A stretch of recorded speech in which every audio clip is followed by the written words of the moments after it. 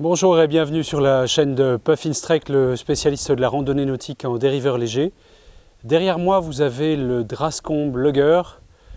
Lugger, donc le chantier Drascombe, on est en plein milieu des années 60-70. De nouveau un bateau anglais, Royaume-Uni, sud de l'Angleterre.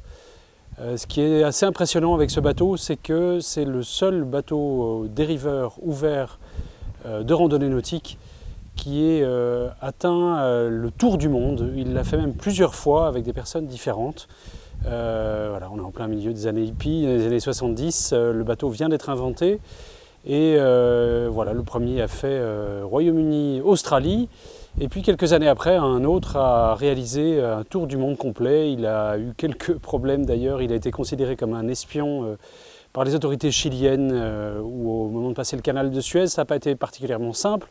Il y a des bouquins qui ont été écrits et puis surtout évidemment beaucoup de presse journaliste marine, anglaise principalement, qui s'est exprimée sur le bateau et qui a dit qu'effectivement c'est vraiment le meilleur. Donc on a beaucoup parlé du Wayfarer. Wayfarer qui évidemment a aussi réalisé de belles traversées océaniques et notamment vers la Norvège, l'Écosse, des îles aléoutiennes ou autres. Mais celui-ci est un peu plus grand, un peu plus lourd, il a une dérive lesté de 50 kg, voilà, il est encore plus logeable et encore plus sûr à la mer. C'est vraiment un bateau exceptionnel, un peu plus lourd, hein, donc on n'est pas loin des 300 kg, donc un peu comme une caravelle. Mais après, on a beaucoup plus de place, on a surtout énormément de sécurité. C'est un bateau extrêmement stable. Et on va faire un petit tour là maintenant, vous verrez. Donc évidemment, on voit bien sur le look, hein, c'est un design inspiré des bateaux traditionnels de pêche anglaise. Donc avec un arrière presque norvégien.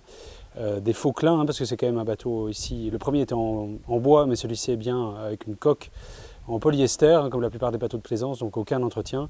Mais on a vraiment un look vintage, un look traditionnel, et puis surtout un dessin qui est inspiré de la tradition, qui fait que voilà, ce bateau a fait ses preuves sur des siècles et des siècles. Et encore aujourd'hui, on voit un plan de voilure bien ramassé, séparé, hein, avec un petit mât derrière, une voile d'avant sur enrouleur et la possibilité de prendre des ris. Donc un bateau qui peut permettre à tout le monde de réaliser, enfin à tout le monde, en tout cas les plus aventurés, de réaliser des expéditions extrêmes et surtout à toutes les familles de le laisser au mouillage et de partir sur toute la saison vraiment pour de belles aventures. Alors on va faire un petit tour. Voilà. Venez avec moi, vous me voyez toujours. Et donc je vous montre un peu plus le détail du bateau, hein. Donc vous voyez l'enrouleur à l'avant.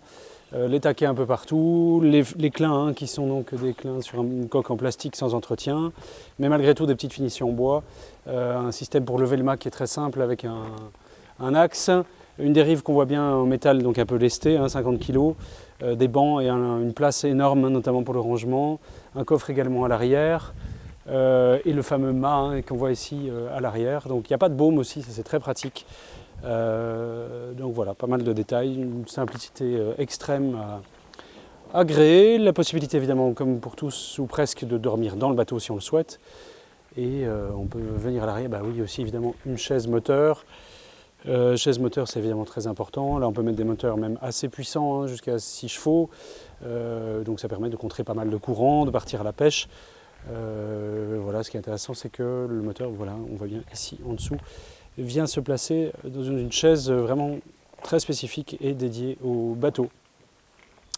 Voilà, donc un bateau assez rare en France et malgré tout très connu et qui a fait ses preuves depuis des siècles pour les précédents, ses ancêtres, et puis depuis près d'un demi-siècle maintenant pour le modèle. Donc chantier Drascombe, hein, ici le Lugger, il y a aussi un Dabber qui est plus petit, le Scafie qui est aussi plus petit, donc, ou un Longboat, ou il y en a même qui existent qui sont un peu plus grands avec une micro-cabine. Voilà, le Cruiser. Donc n'hésitez pas, suivez nos vidéos, abonnez-vous et puis contactez-nous aussi, hein, Puffin Strike, pour des bateaux de ce type ou d'autres bateaux de randonnée plus gros ou surtout plus petits. Voilà, donc un des bateaux qui fait partie des plus gros, des plus lourds et qui peut donc plus facilement être laissé au mouillage ou alors sur une remorque type semi-rigide peut être mis à l'eau avec un treuil assez facilement en quelques minutes. Voilà, à bientôt, au revoir.